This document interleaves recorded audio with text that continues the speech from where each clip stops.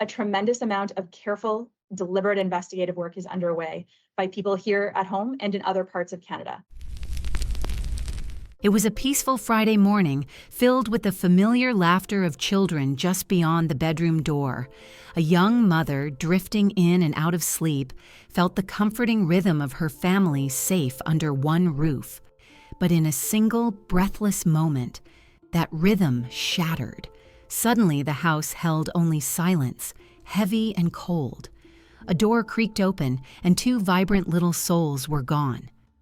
This is a story of love, loss, and a question that lingers. When the people who are supposed to protect you create the mystery, where do you even begin to look? Lily and Jack's lives began in two different circles that never seemed to fully overlap.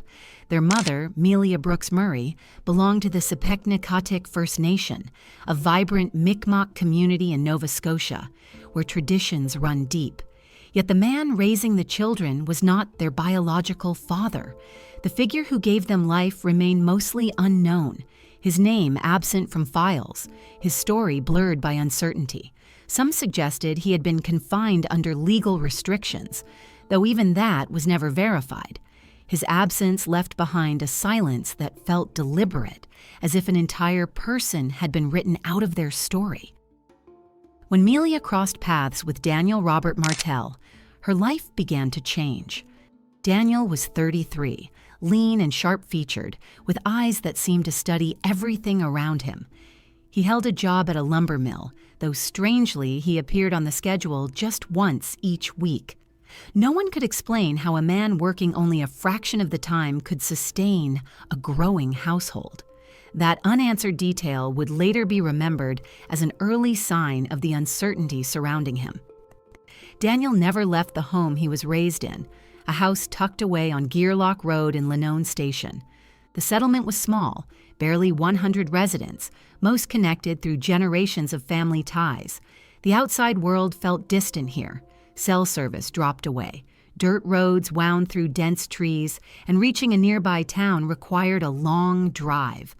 On the same patch of land sat his mother's trailer, weathered and crowded with animals, giving the property a feeling of neglect that stood in stark contrast to the surrounding area, contrast to the childhood 𝐂𝐫𝐜𝐬𝐿 herself had known. In May 2023, 𝐂𝐫𝐜𝐬𝐿 decided to move into Daniel's home, carrying with her Lily, Jack, and her newborn daughter, Meadow. For her, leaving the comfort of her Mi'kmaq community and stepping into a remote area where she would be the only Indigenous woman for miles was a profound decision. Those close to her wondered what weighed so heavily on her heart that she would take such a step, but she never spoke of it openly. But before we begin, I just want to say thank you to my amazing viewers and subscribers. Your support through likes, shares, and comments means the world to me. Your engagement helps make these stories even more meaningful. If you're new here, don't forget to hit that subscribe button and join our growing community of true crime enthusiasts. Soon after, Lily and Jack enrolled in Salt Springs Elementary, a rural school with fewer than 90 children.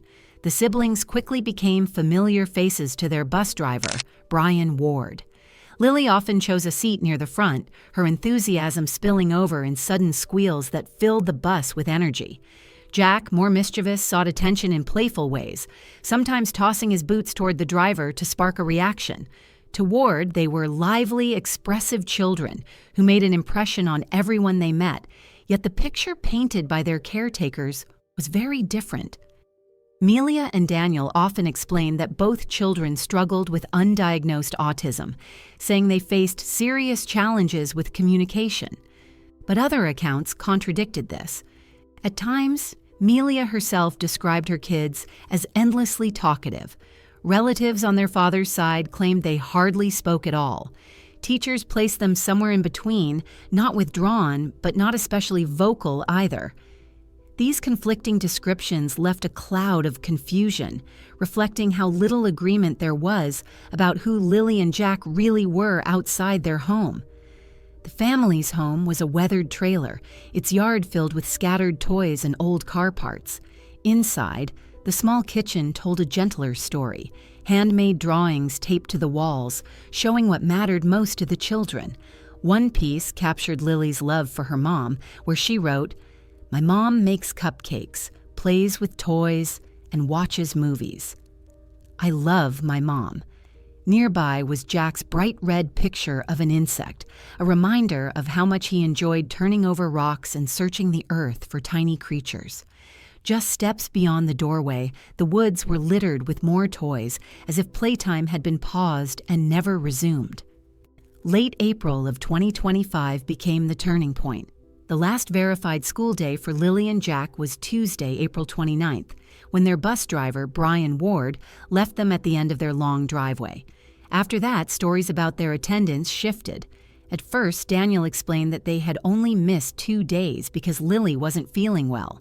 Later, he claimed the children had not gone to school the entire week. A teacher, however, remembered seeing Lily on Monday. Beyond that, no one outside the home could confirm where they were.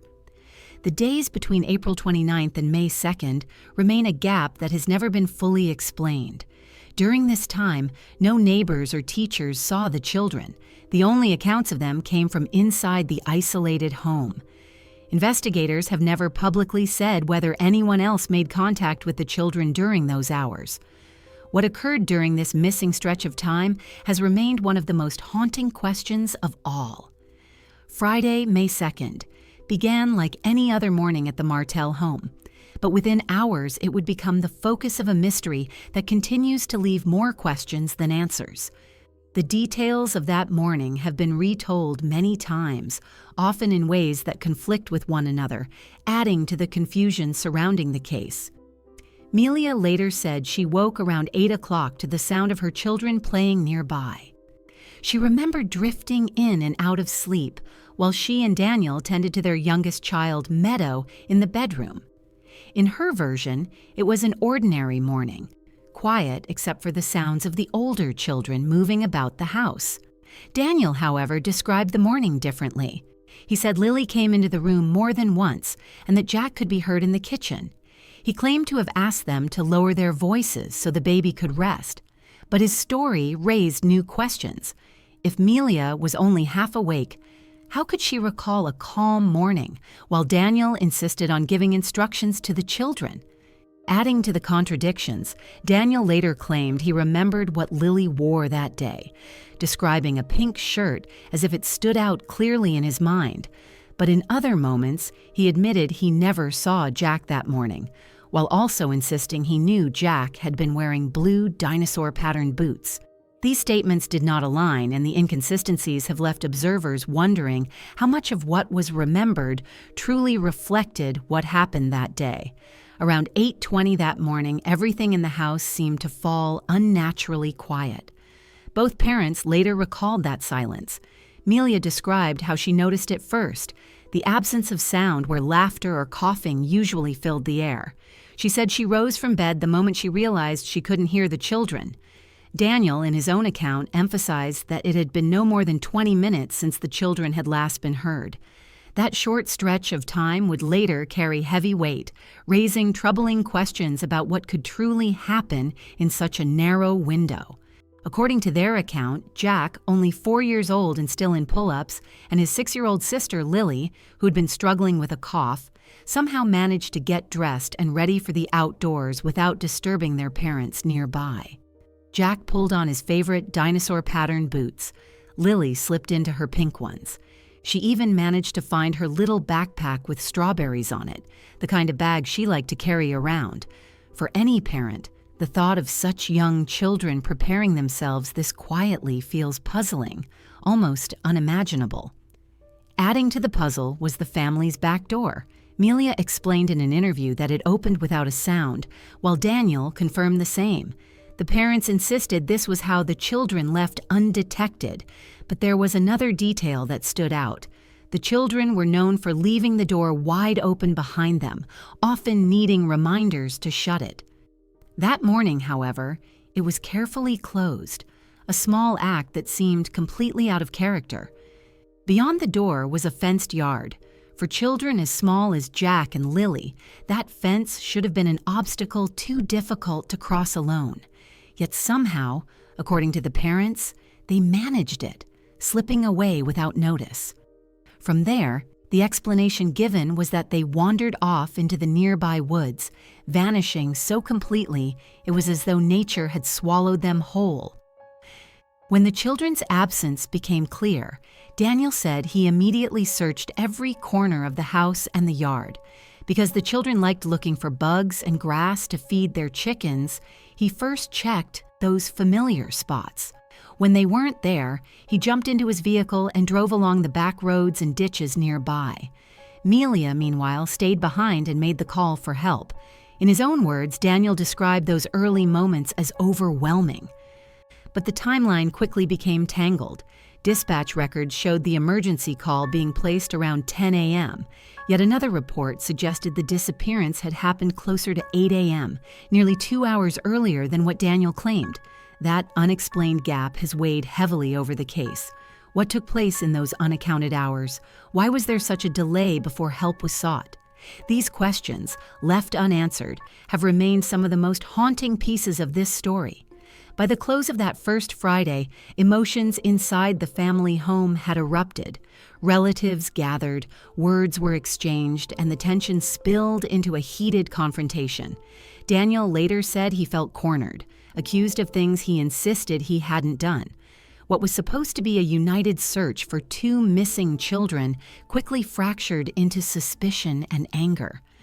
The next day brought an even deeper rupture. Both Melia Brooks Murray and Daniel Martell attended a briefing at the Search and Rescue Command Post on Landone Station Road. In the middle of the update, Melia quietly stepped away, eventually sitting inside an ambulance before leaving altogether with her mother and her youngest child, Meadow. Daniel recalled that moment with disbelief. Just one day after Lily and Jack had vanished, the family itself seemed to be unraveling. Soon after, Child Protective Services became directly involved. Daniel said he went to the Stellarton office hoping to see Meadow, his 16-month-old daughter, only to be turned away. He explained that he was told he could no longer be around her. For a parent already enduring the absence of 2 children, being separated from his youngest felt like another devastating. On May 7, 2025, nearly a week after the disappearance, Staff Sergeant Curtis McInnes addressed the public. Standing before cameras, he shared the difficult truth that the likelihood of finding the children alive had become very small. By then, more than 160 searchers a day had combed through the forests with the help of search dogs, drones, helicopters, and underwater teams. Yet despite every resource, the woods around Gearlock Road yielded no sign of Lily or Jack. Perhaps the most sobering detail was McInnes's confirmation that the Major Crime Unit had joined the investigation as early as May 3rd, just 3 days after the children were last seen. That revelation marked a turning point. What had begun as a desperate search for 2 missing children was now being examined through the lens of something far more serious.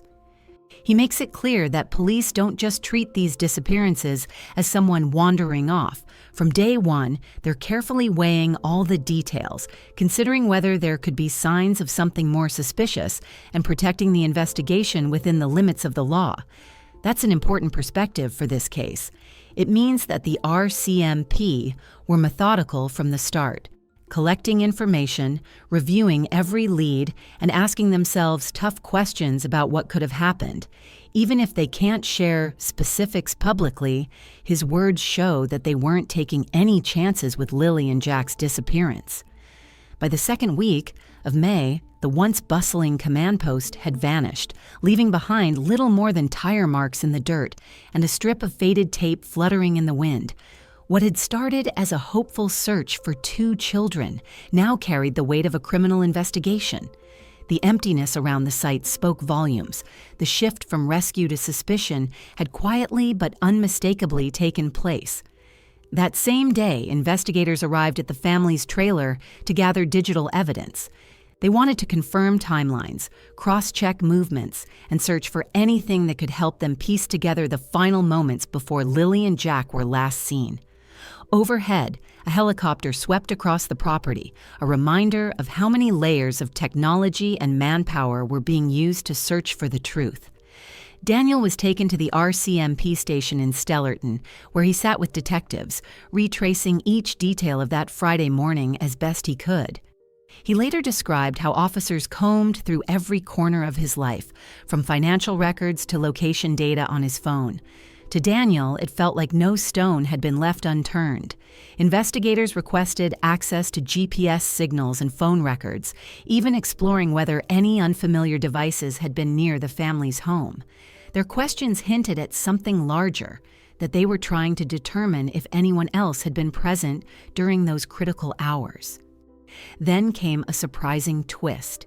In the middle of the questioning, Daniel himself asked to undergo a polygraph test.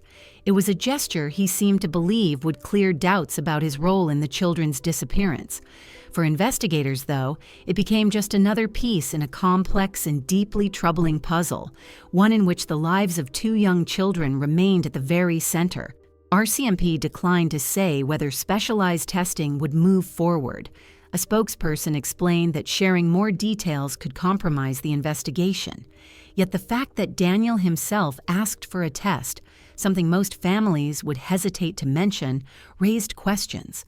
Why would he openly request something so specific? Experts began to wonder if he knew more than he was revealing. When Global News reached out to Melia, she answered briefly before explaining she'd been advised by police not to continue speaking with reporters. That advice was striking. In most cases where children go missing, parents are urged to use the media to plead for help. But here, the guidance was the opposite, suggesting investigators may have viewed her not only as a mother in grief, but also as someone whose words could affect the case. By May, professionals in the field were already remarking on how unusual this case felt. Michelle Janice, a retired family crimes detective with years of experience investigating missing children, pointed to what stood out most: the days that passed without clarity before the disappearance. With no immediate trail to follow, the search lost the advantage of technology and timing. In rural areas with no central gathering place and miles of wooded ground, every hour that passed made finding answers harder. Michael Arntfield, a criminologist from Western University, went further. He explained that when compared to hundreds of other investigations, this case felt out of step from the very beginning. Energy and leads, he argued, were directed in ways that did not always fit what the facts seemed to suggest, leaving critical questions unresolved in the crucial early days. Former homicide investigator Steve Ryan underscored the same problem. The story provided by the parents began with a gap. If no one saw what happened, he explained, investigators are left with a mystery that lacks the foundation of direct witnesses. That absence created one of the most difficult hurdles for the search. Still, the effort to find the children pressed forward with an intensity that few communities ever witness. One searcher described the daily reality: the waiting, the hoping, and the desire to rush into the woods, met with the reminder that every step had to be carefully coordinated. Teams relied on aircraft, dogs, and volunteers to methodically cover ground, balancing urgency with precision. In those weeks, more than 160 people went out each day, navigating 5 square kilometers of dense forest and underbrush. Helicopters scanned from above, drones equipped with thermal cameras searched for traces of movement or warmth, and trained dogs followed every possible lead. It was a massive effort fueled by determination, each day carrying the same hope: that somewhere in the silence of those woods, answers would finally be found. The conditions faced by search teams were overwhelming. Entire sections of forest were blocked by fallen trees and tangled debris, forcing volunteers to climb or crawl just to move forward. It was also peak tick season in Nova Scotia, carrying the risk of serious illness. Search coordinator Amy Hansen explained that beyond ticks, there were fresh signs of wildlife, thick brush, and hurricane damage that made every step a challenge.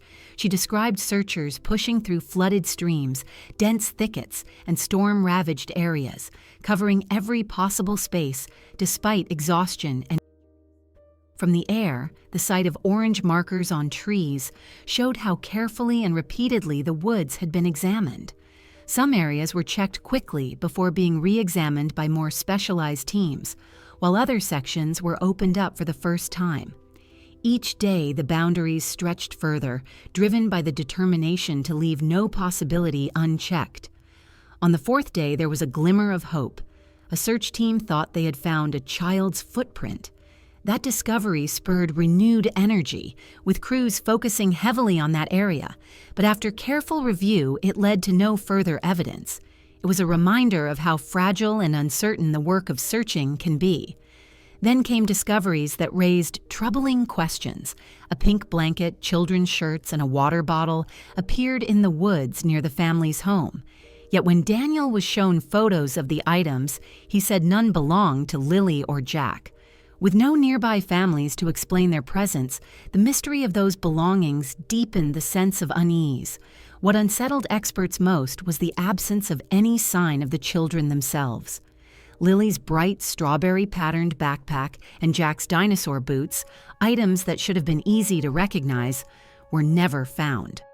Former RCMP dog handler Glenn Brown, who had spent more than 2 decades in the field, expressed disbelief. He explained that given the size of the search area and the meticulous methods used, it was difficult to imagine 2 children leaving no trace at all. Meanwhile, Daniel's own accounts began to raise eyebrows. He described wading through waist-high water and racing ahead of search helicopters, yet appeared calm and unmarked by the physical strain he claimed. The contrast left some questioning the accuracy of his version of events. The words of both parents also drew attention. Within a single day, Melia spoke of sorrow in ways more often associated with mourning than with hope for a reunion. In interviews, Daniel shifted between present and past tense when speaking of the children, describing what they loved rather than what they still enjoy.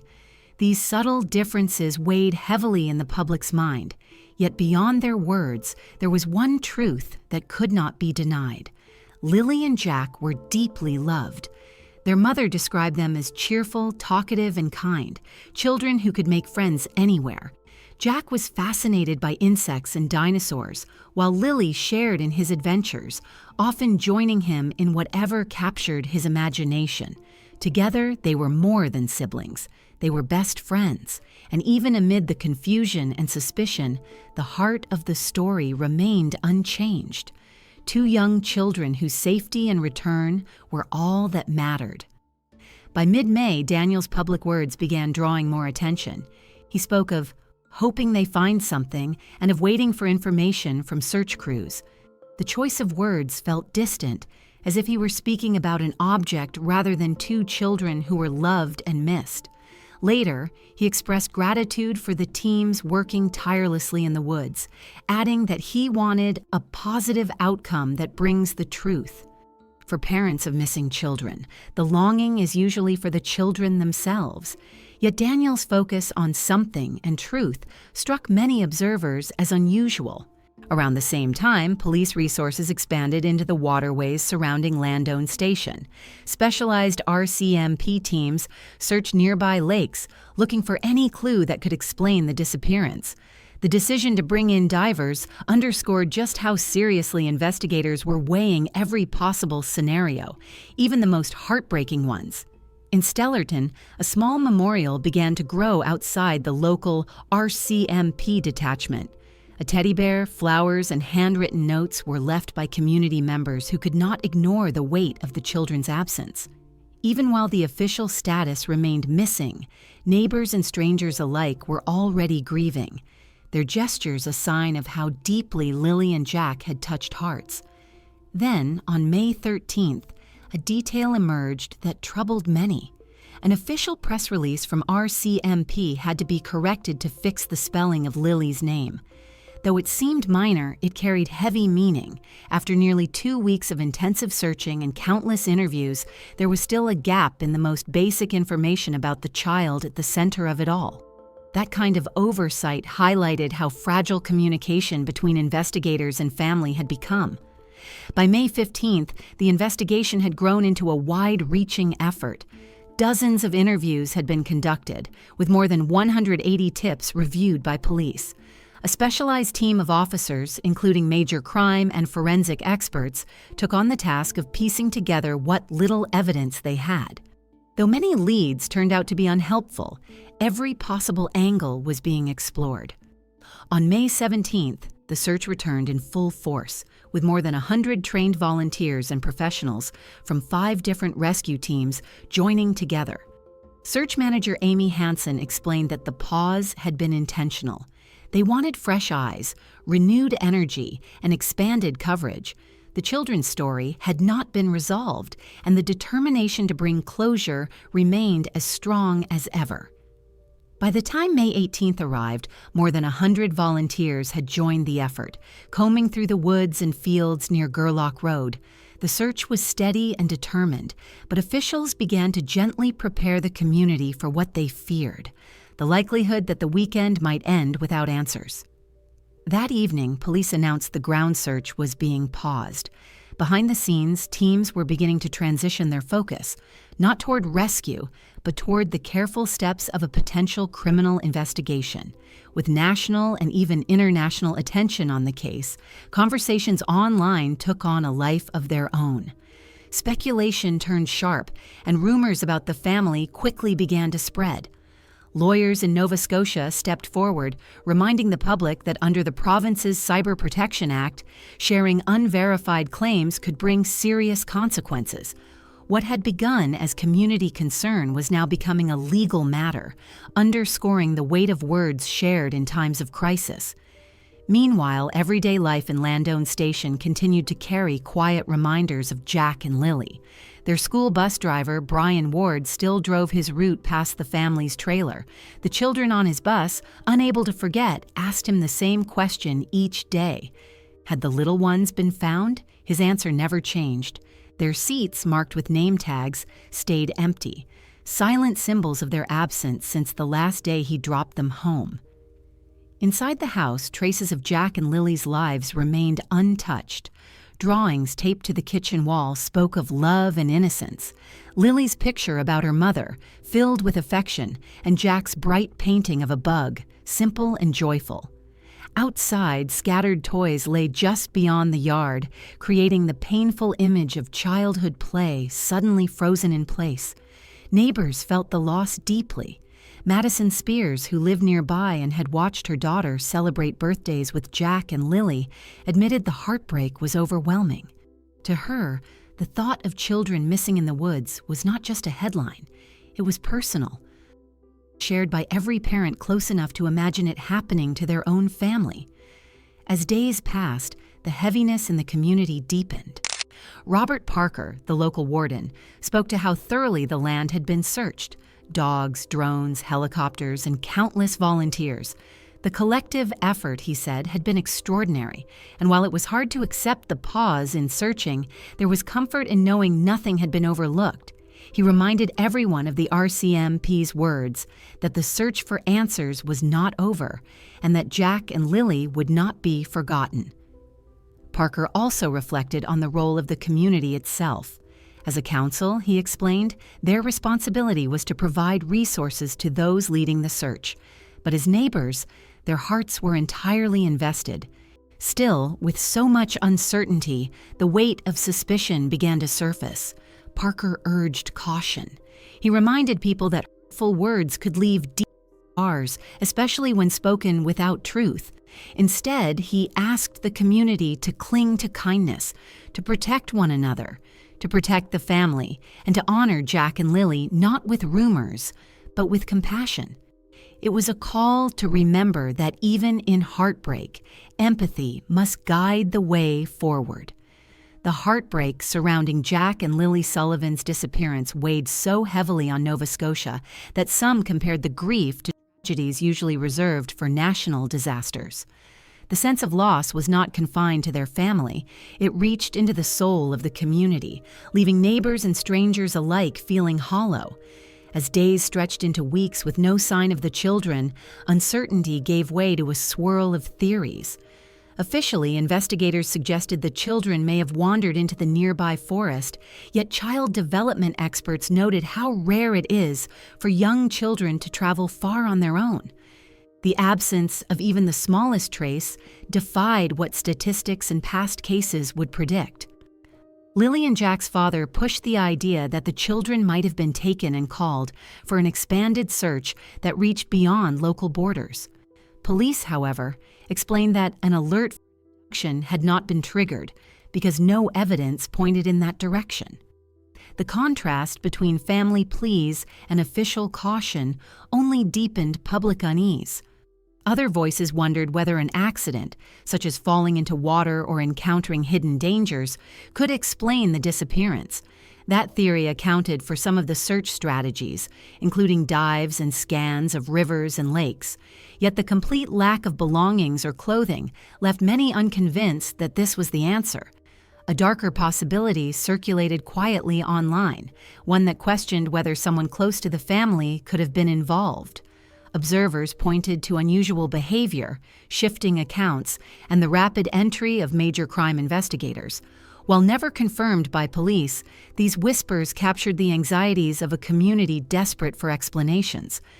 By the close of May 2025, experts were describing the case as almost without precedent. The list of irregularities was long. Specialized investigators joined unusually early. The timeline left troubling gaps, medical records conflicted, and search efforts revealed nothing where something should have been.